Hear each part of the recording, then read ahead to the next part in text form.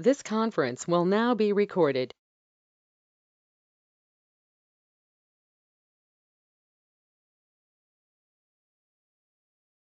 Yeah, so let's get started now.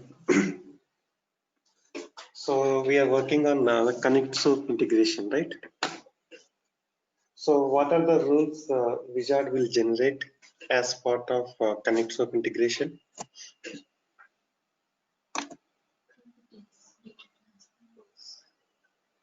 Yeah. So it will create all the request and response parameters along with the classes, okay? And request and response data transforms for mapping purpose. It will create parse XML, XML stream, and connect soap rule and service activity. Okay. So inside the activity, we have connect soap rule invoked. Okay. So when we execute activity, so it will take the request and connect soap rule will be executed and it will provide the response. Okay. So now just we executed activity allow and it was working fine, right? So just like we assign the result to the some parameters. Okay, so now we can invoke this activity in the user interface. Okay, so currently for win details, so we created an activity with the obj open that fetches from database. Okay, so here, so we can replace that activity with this one, but this is going to fetch it from different application. Okay, so where we have win details scenario,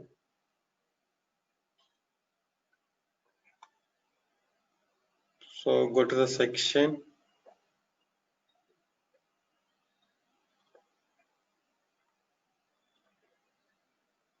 collect auto loan details.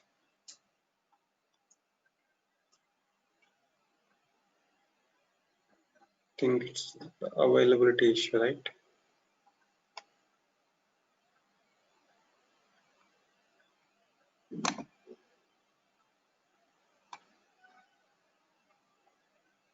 Okay, so you can invoke there, but so you need to pass the win from py workpage. So it will be py workpage dot win. So you need to define the py workpage.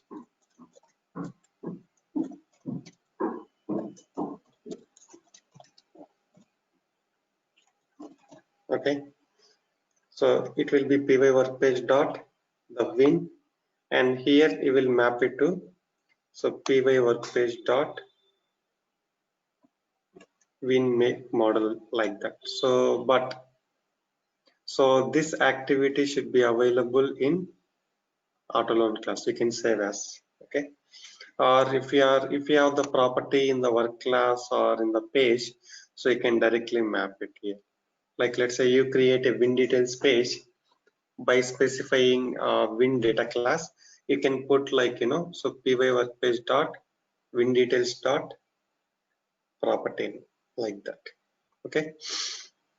Now sometimes, so let's say you are not passing the request, or in the connect soap is not available temporarily the service, or the endpoint URL is not correct. Okay, so let's say the URL, endpoint URL has been changed later, but we haven't specified the latest one. So in that case, also it will be failed.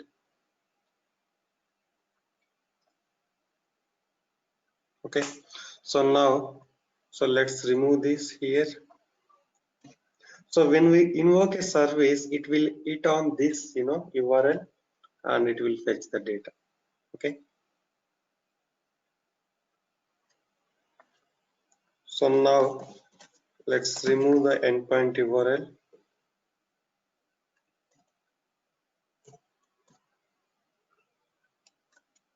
Okay, and let's see this. So value cannot be blank, but you can put some, the different URL. Okay.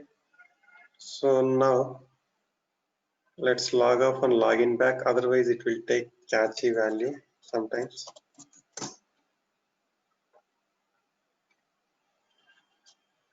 And if we try to execute this activity, so what will happen? The connect sub will be failed, right? Because endpoint URL is not correct. Or it could be different regions also.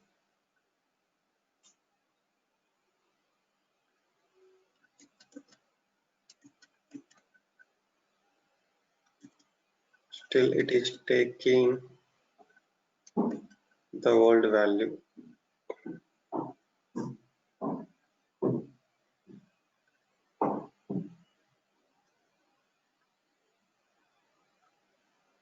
Okay, so let's do one thing. So we can also specify endpoint URL here. Okay, so this will be taken, like you define endpoint URL in the connect soap rule as well as in the parameter. Okay, and so this will be considered always. Let's try again.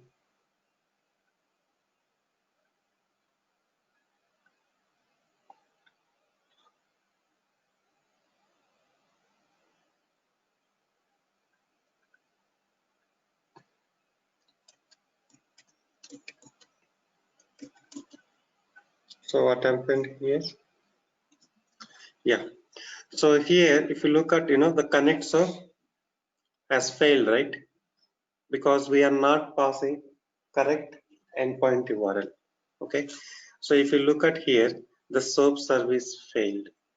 Okay, so usually this happens when you are passing incorrect request, like all the mandatory request if you are not passing. Okay, or if you are having incorrect endpoint URL, or so you are invoking the service that time, let's say that might restart it or temporarily unavailable. So in those cases, it will be failed and it will return some codes. Okay. Now, if you open the py temp data page, the corresponding step page, and so error page will be generated automatically. So py error page. So the reason py status value internal reason. Okay. So here these are the out of the box properties, so which contains this data. The py status is fail. Okay, fault reason, the system cannot interfere the transport information from the XYZ URL.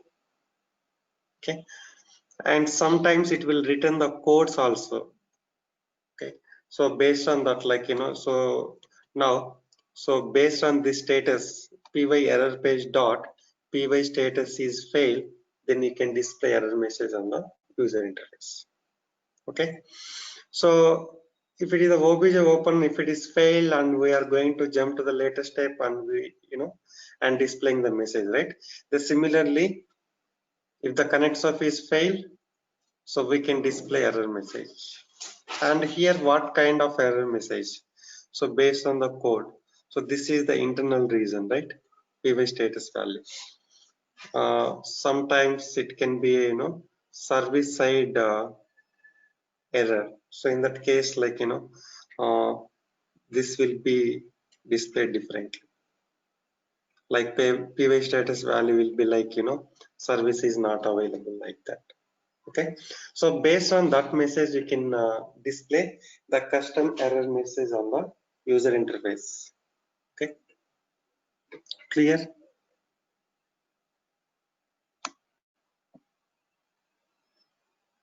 So these are the out of the box properties you need to remember. So py status, py the status value, fault reason, etc.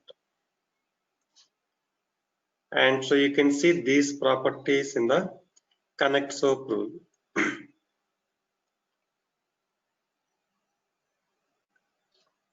So here we have a fault tab. Okay.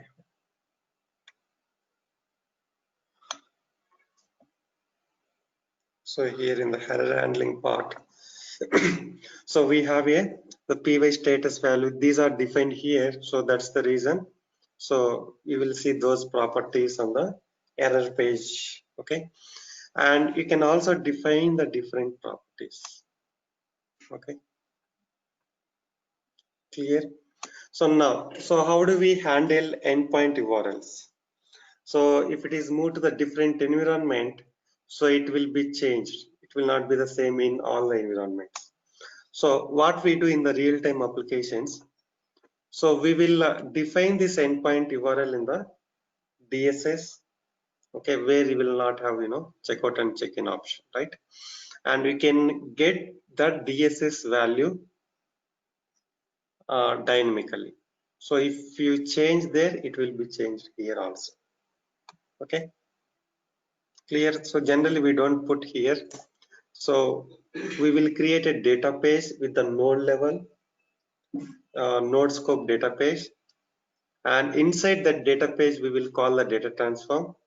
The data transform get the value from the DSS and will be available on database.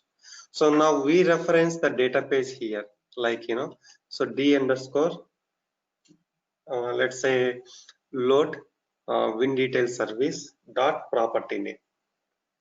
Okay, so this is very important, so we follow in the real-time applications. So can we do that now? Yeah. So first what we need to do is, so we need to create the DSS and we need to put the endpoint URL. Okay, so how do we create the DSS?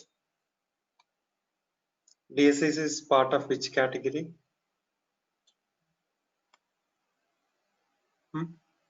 So we already worked on that, right? I will show you where we use that.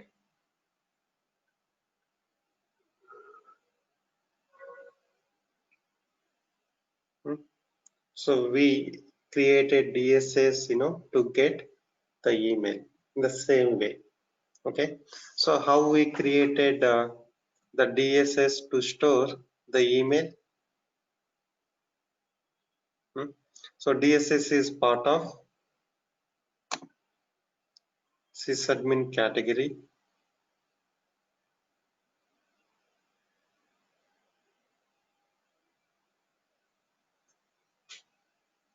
Right. So this is for the load win details URL.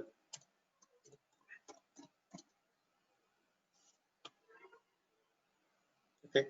So warning rule set. So where you are going to use this DSS, that is PNC loans, right? And setting purpose. Or simply you can put win details URL. Okay. Clear? And inside that you put endpoint URL.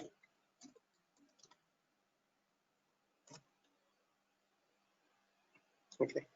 And so when it is moved to the different environment, so we can identify the DSS and you can change it. Okay. So and you don't need to change the activity or any coding. Okay. Right. So you don't need to change. So now, so let's create data transform, or you can directly create from data page also. Okay, so where we have the service related rules like connect, so yeah, in the integration class, right? So we need to create these rules under that class. Okay, where we have the connect, so or it should be, or it can be in the parent class also. Okay, so now, so why we need to create database is, so let's say So one requester, let's say operator invoke the service. So that time it will load it from DSS and it will put on some page, right? Let's say database with the node level scope. Again, when another operators invoke, it will not load again. It will be there, on the clipboard, and that will be used instead of, loading from the database. So if you put the DSS, that means like, that value will be stored in the database. You are fetching it from database, right? So if you put node level scope, the same URL will be shared across the operators. Okay, clear? So you can also specify the different scopes, but like, so URLs will be common for all the, requesters who use this service, and we can create a node level database. Okay, clear? So let's create a database.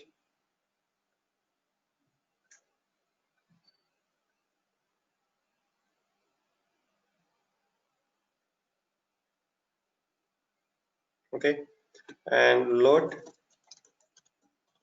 win details URL.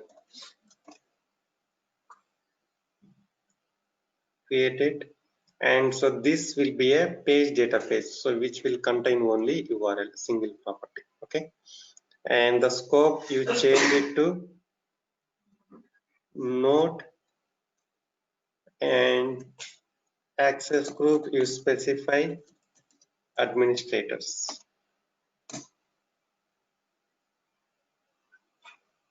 Okay, and so what is the source here? The data transfer. So load win details URL, or get win details URL. Okay, so inside the database we are invoking data transform, and when you reference the database, the data transform will be executed, and you'll be assigning URL to some property. That property will be available on database, and you reference like database dot property name. Okay, so now, so you can create a property called, let's say, win details URL.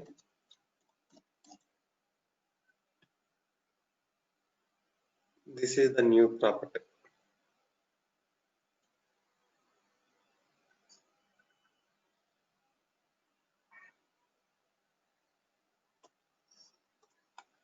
Right, so now how do we get DSS value?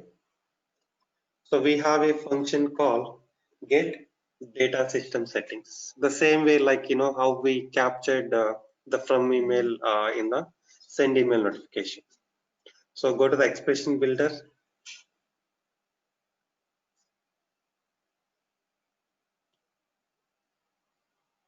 right? So click on this,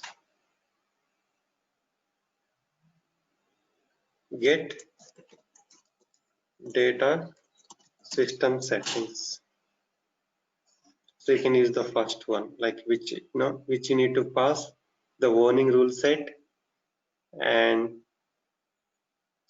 setting purpose. So if you see the second one, and you need to put default value also. If you are putting some default value, and if you are not putting anything in the DSS, the default value will be taken.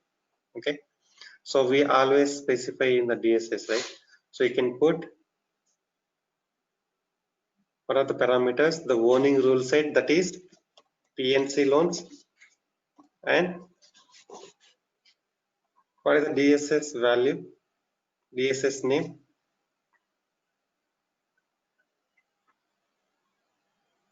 that is win details URL.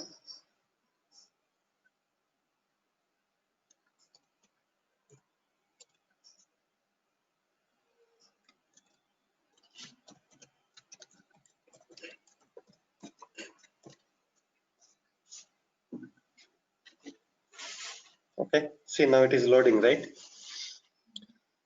So submit it and save. Now go to the data page and save it. So now if we execute manually, or if we reference, in the runtime, so the data page will be loaded, and where you will see the property win details. So this is the data page d_load win details URL, and this is the property win details URL. So now how can we reference in the connect soap rule? It will be data page dot the property name. Okay, clear? So now go to the connect soap rule.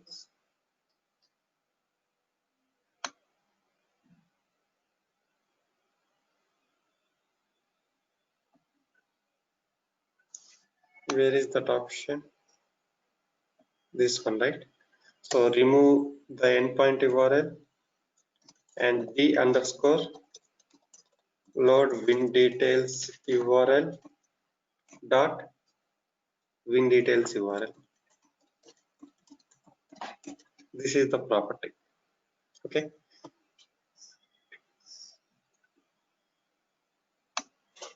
Any questions so far? So it's very important for interviews. So how do you handle endpoint URL? So you can explain the same things. Okay. And so this must be null level data page. So even if you put thread or requester, it will work, but that is not best practice. Okay, because the same URL will be applicable for all the operators or all the requesters who invoke this service. Okay, so now let's test this and see.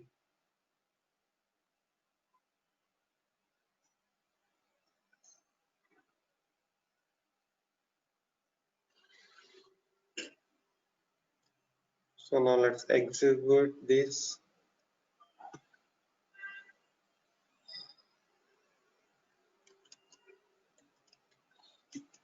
Okay, so what you can do is let's log off and log in back.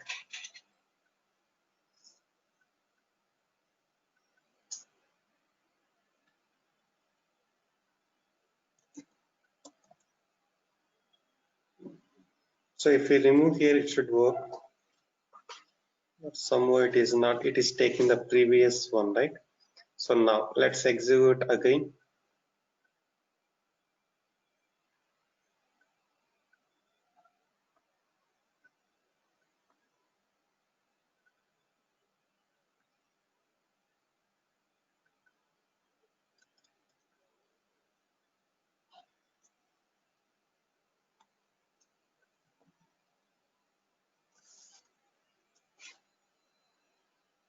The system cannot interfere d_load win details dot. Okay, yeah. So what we need to do is,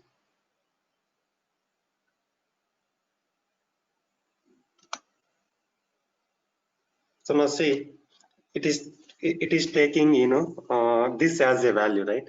So now, so there will be some syntax you need to put, like like this. Okay, so if you go to the help, you will see that. So endpoint URL, right?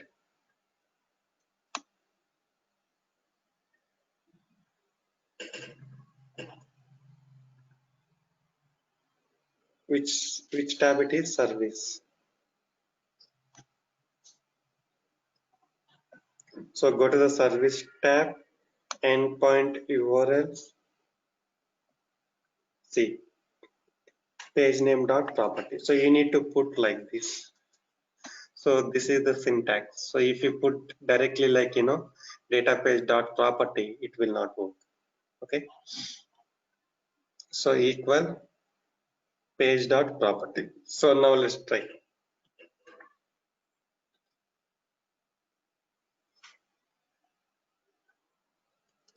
So let's execute again.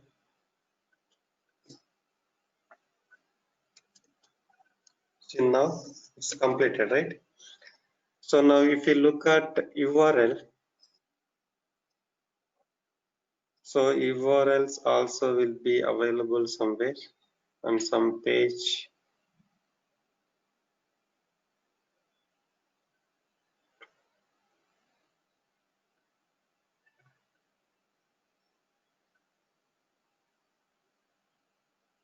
Okay, this is a data, right? So URL, I think you cannot see here.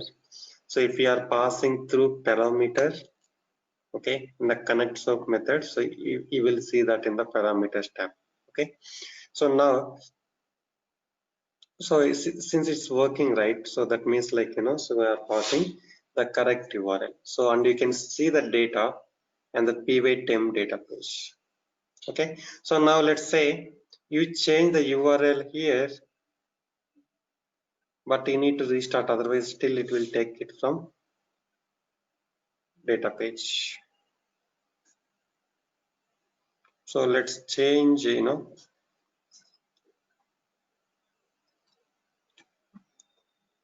if we change here, let's say service 1, and let's execute this and see what happens.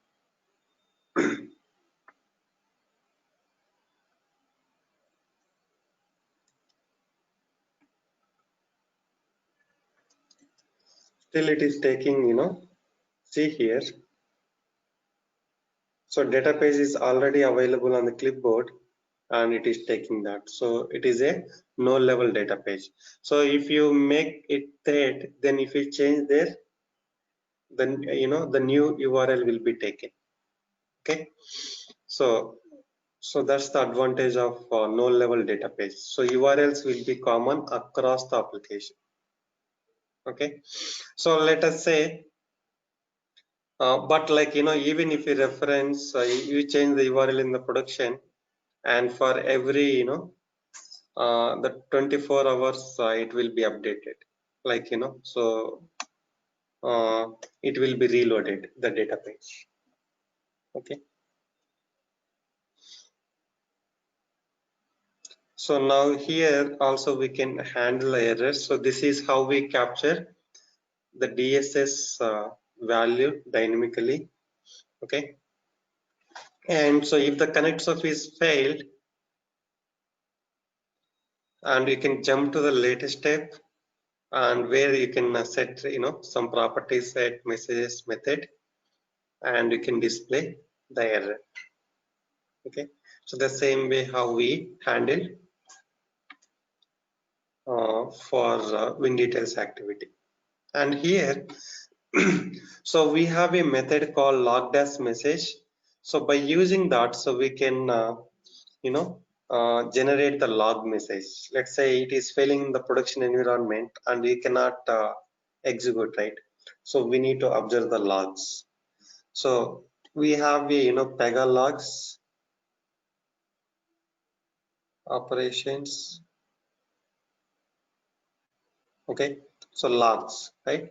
So whatever the logs generated through log-dash message, you know, uh, which are used in activities, those logs can be seen here.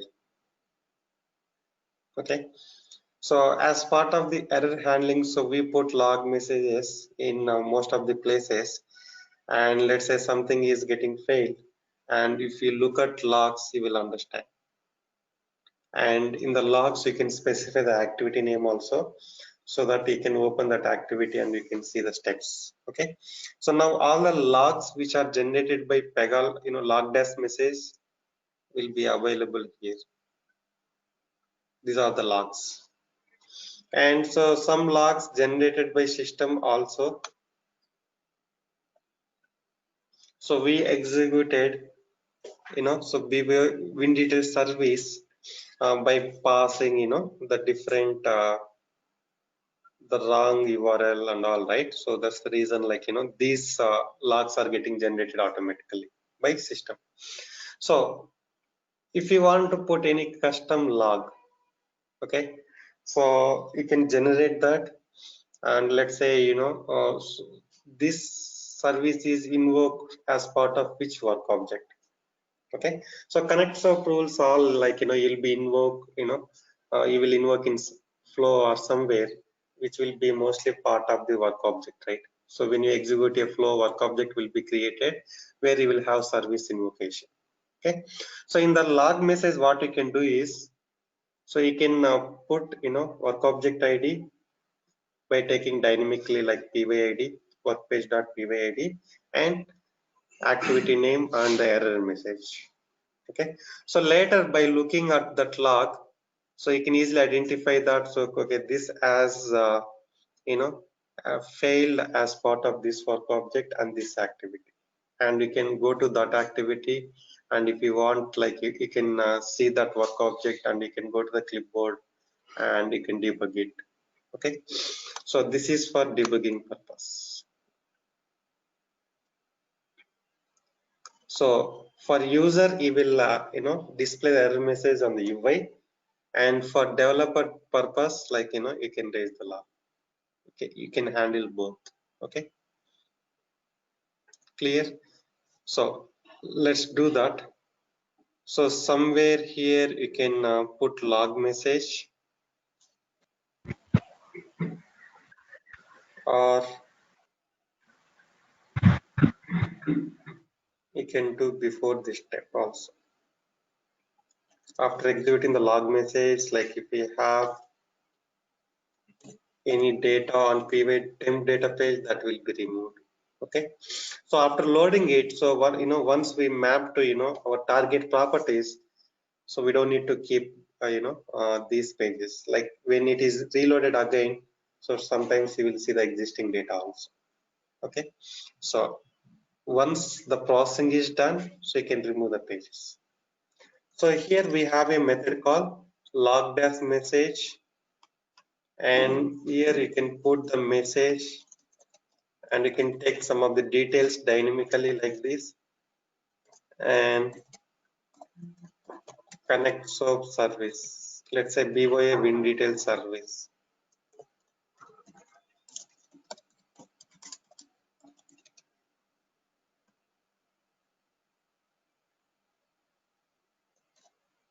Okay, or like you can put like this.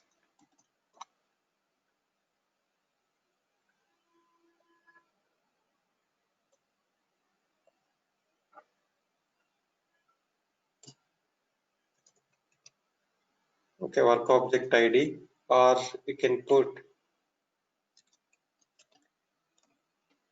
service fail, BOA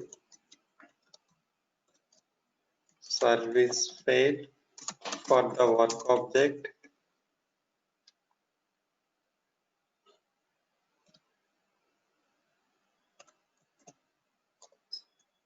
You can put like this.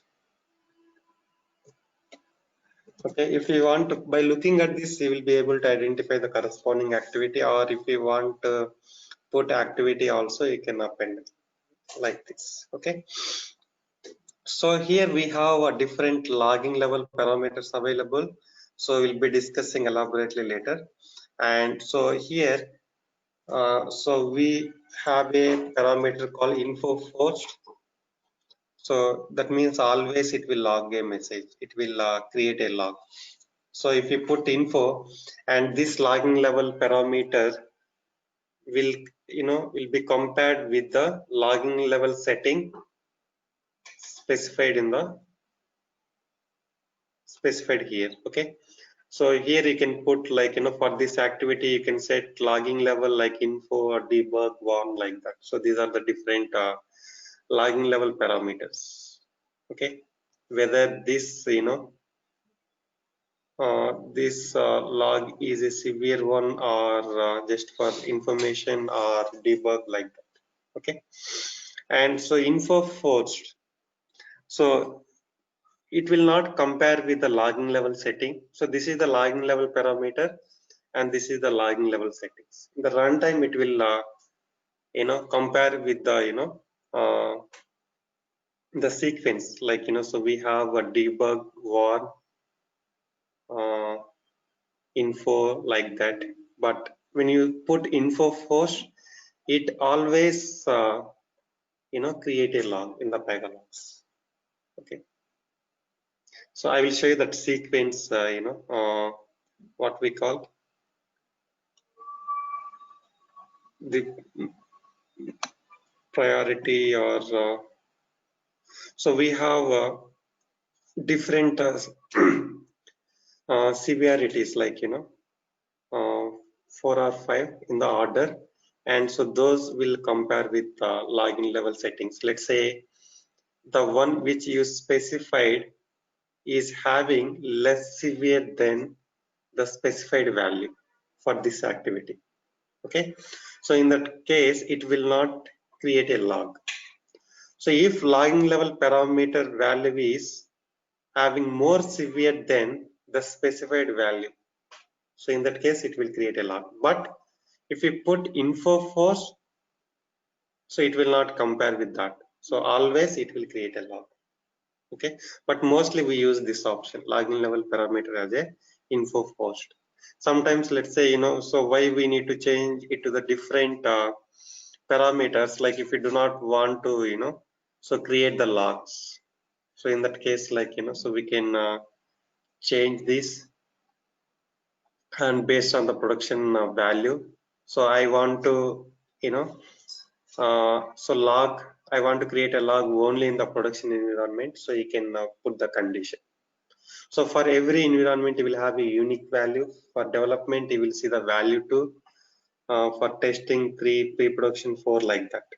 Okay, so based on that value, so you can put the precondition. If production level value is 5, then create a log, or do not create a log, like that.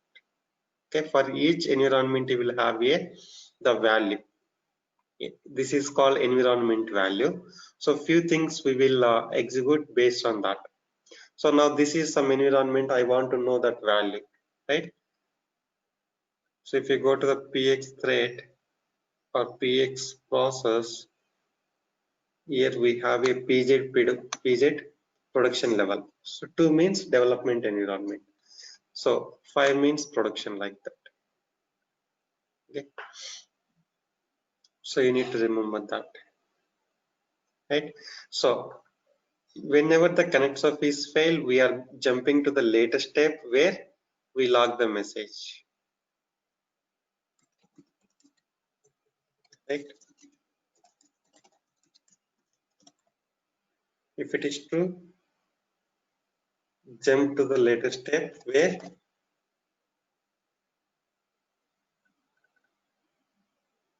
the label contains log, otherwise continue.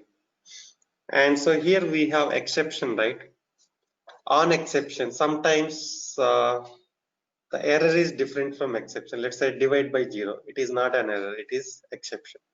Okay, so but usually we can put so even if it treat as error or exception, it will go to the same step. Okay, so usually we put both. What happened? Okay, so if it is different, like if it is exception, I want to display the different message, or I want to go to the different step, right? So in that case you can define the different value here.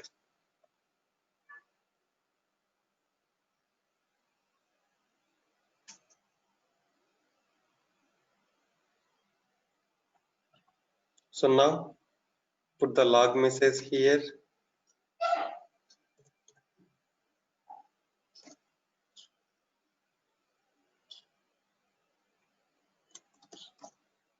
So this is the label. Okay, so when what happens here, I think it is removed.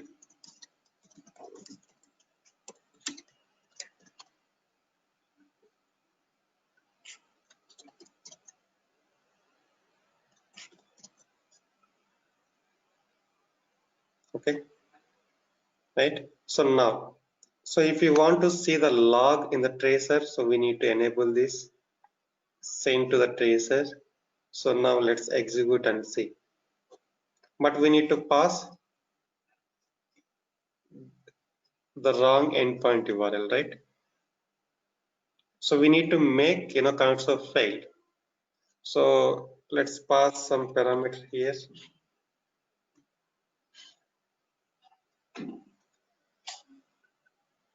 And see, do you have the tracer open? I think it is closed, right?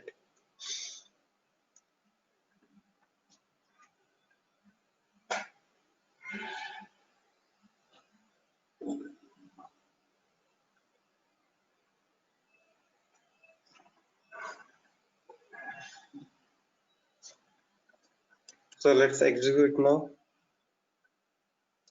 It is failed, and so log dash message method has been executed. And if you go to the tracer, you need to specify some page.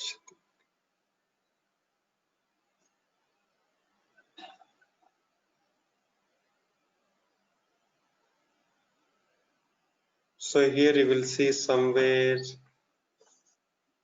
we enable, right?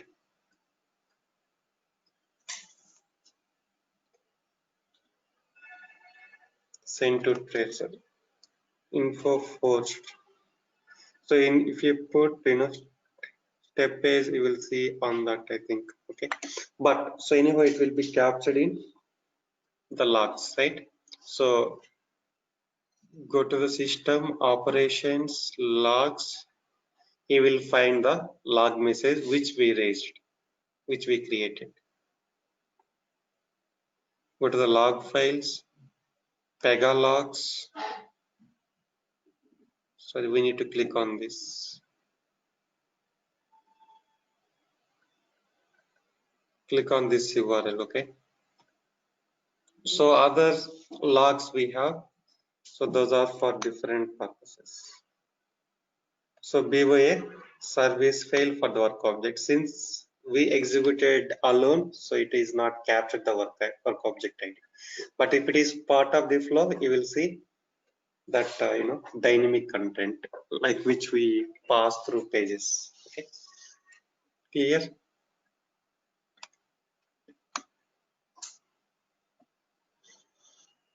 So this is about how do you handle the connect soap errors. Okay, so we can explain this process. So if it is the fail, so we can handle through transition step of the activity method, and so where we can raise the log messages for debugging purpose. Okay, any questions here? So now, so this is about the connect soap integration. So here the questions, important questions, like if you go for any interviews, they will ask like so what are the rules it will generate when you do when you configure a connect soap integration? How do you handle the errors? This is the one way of handling, and we'll be discussing other ways. Okay, and so how do you handle the endpoint URLs in the connector related rules? Not only connect soap, any connector like connect rest also. Okay, for connect rest also we'll do the same way. We'll create a database. We create a database with the data transform and we capture it. Okay, just give me 1 second.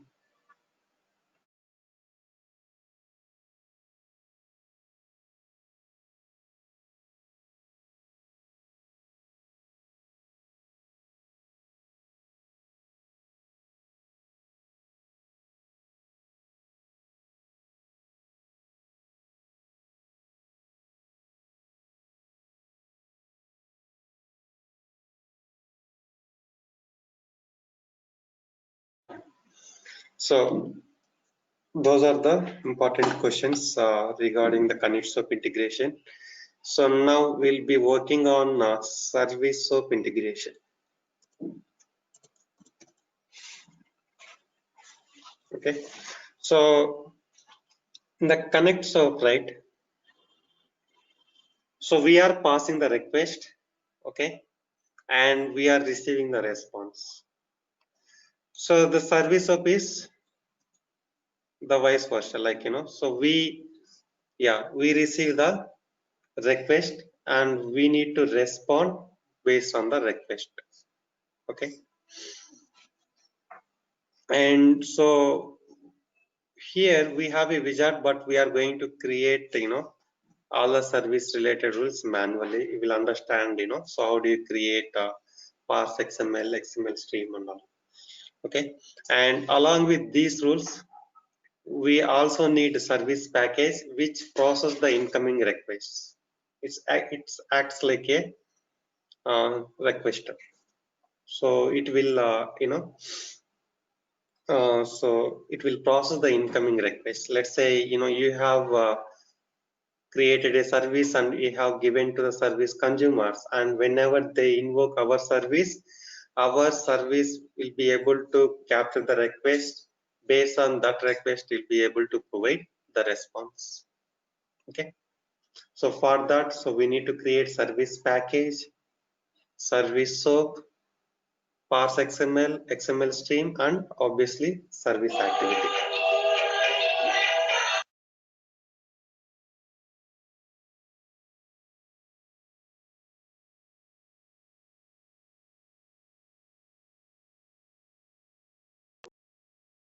Yeah. So let's put it in working with service soap integration.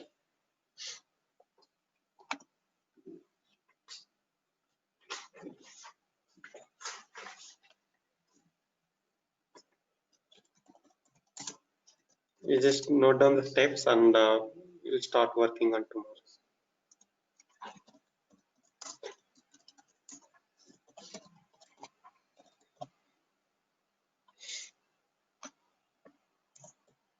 So this is a SOAP protocol, right? Again, like, it's same like connect SOAP, but we receive the request and we need to respond based on that. So for that, so we need to create service package, the step one.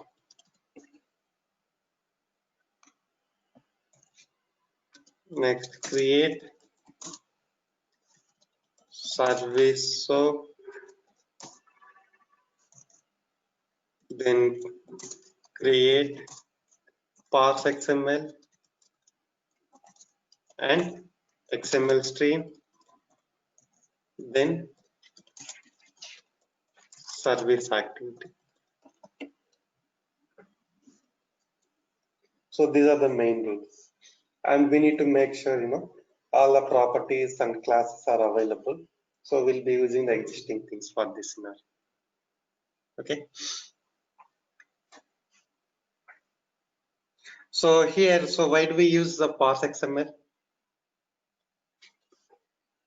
for service soap? So which one we use for request and which one we use for response?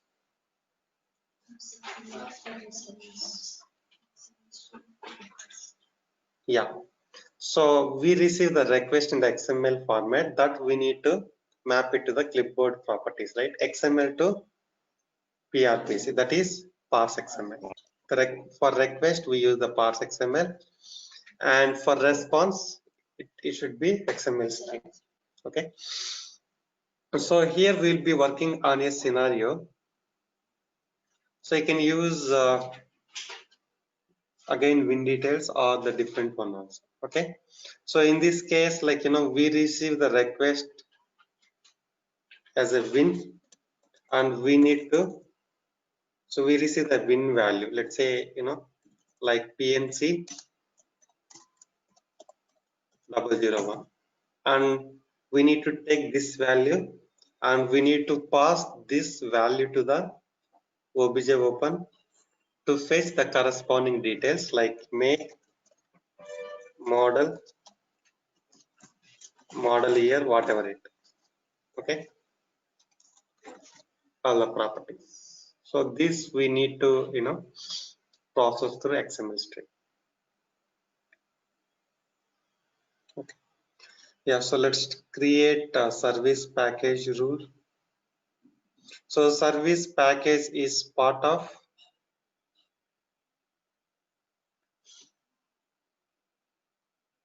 which category? integration resources. So go to the integration resources, service package. Okay.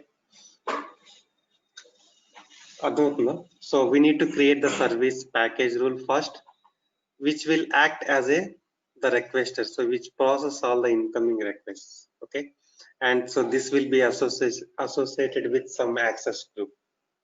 Okay, so let's put PNC win details service. So you can use for different scenario also. Let's say we have let's assume that we have a customer details. Yeah. So we receive the customer ID as a request, and we need to, respond back with all the customer details. Okay.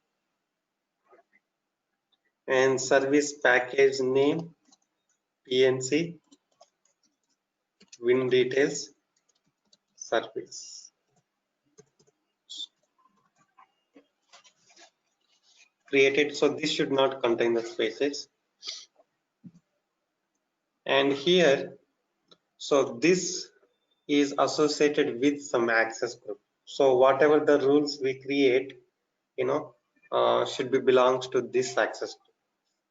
Okay, and let's say you specified some rule, and the requester, which is processing doesn't have access for that rule, that access group, then it cannot process the request. So usually, so we put administrators access group, that is PNC loans administrators. Okay, so the developer access group. And so here we have different, security related things. If we enable this, require authentication, the incoming request expect operator ID and the password. Okay, so whoever invoking this service, so we provide some details and we authenticate, based on that. So as part of the request, they will send the operator ID and password, some, user ID and password. And so yeah, so these are the details we need to specify for service package. And while creating service soap, next step is service soap, right? So we need to specify this service package. Okay, right? So we'll create rest of the rules tomorrow. Yeah.